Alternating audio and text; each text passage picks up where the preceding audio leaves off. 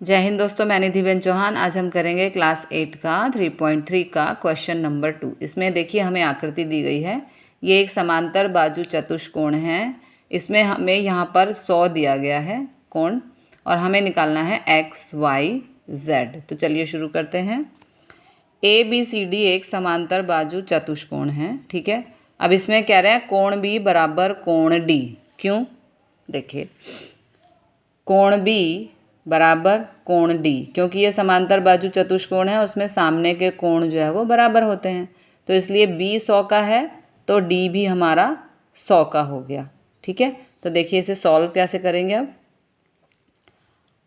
y plus z is equal to 180, ठीक है। अब देखिए ये हमारा 100 का आ गया, तो y प्लस जेड 180, क्योंकि ये पूरक कोण है ना, एक दूसरे के साथ में कोण है। साथ के कोण क्या होते हैं? पूरक कोण।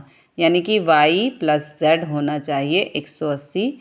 180 का मतलब पूरक कोण, और y हमारा क्या आया?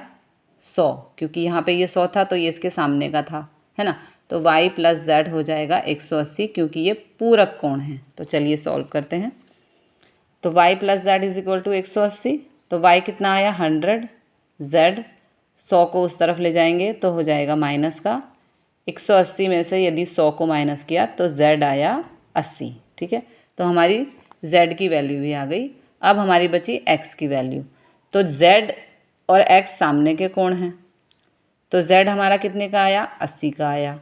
तो x भी कितने का हो जाएगा? 80 का हो जाएगा, क्योंकि ये एक समांतर बाजू चतुष्कोण है और सामने के कोण बराबर होते हैं। तो z हमारा आया 80, इसलिए सामने x है वो भी हो गया 80। इसको हम इस तरह से लिख देंगे, x बराबर z, क्योंकि सामने का कोण, ठीक है। तो x हो जाएगा 80 का और y हो जाएगा 100, z 80। पहला क्वेश्चन ख़त्म हुआ। चलते हैं दूसरे पार्ट की तरफ। इसमें देखिए हमें ये आकृति दी गई है, समांतर बाजू चतुष्कोण है। इसमें आकृति है PQRS। तो S पे हमें 50 का दिया हुआ है कोण, ठीक है। हमें निकालना है XYZ। Z हमारा यहाँ बहिष्कोण है, ठीक है। तो चलिए शुरू करते हैं। इसे हम कैसे निकालेंगे।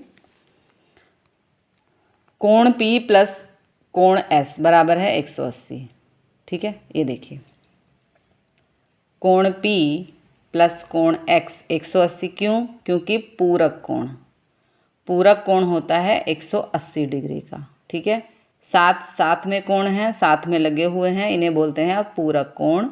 तो कोण P प्लस कोण S हो जाएगा 180, क्योंकि ये पूरक कोण है।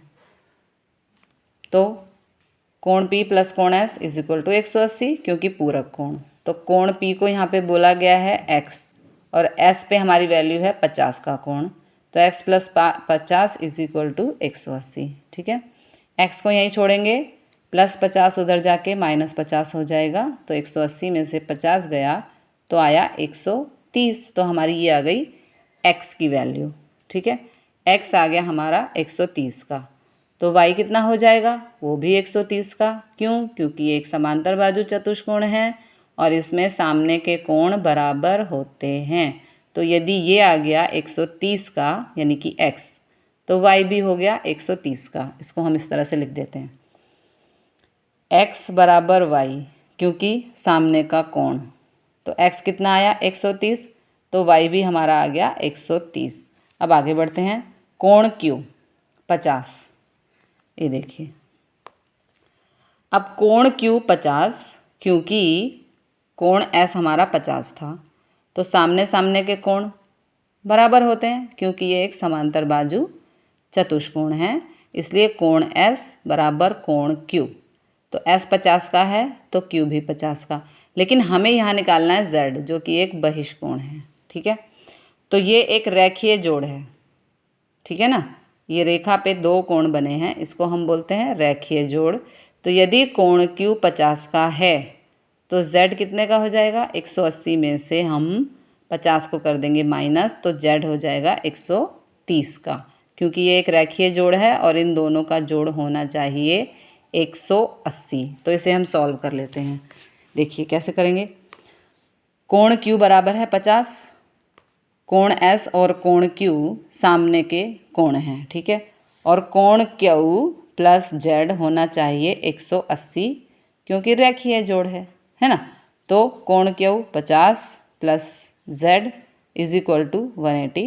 50 को हम उस तरफ लेके जाएंगे, यहाँ प्लस का है, यहाँ हो जाएगा माइनस का। तो 180 में से 50 को माइनस किया तो हमारा आया 130। क्वेश्चन यहाँ ख़त्म होता है। Thank you very much. जय हिंद, जय भारत।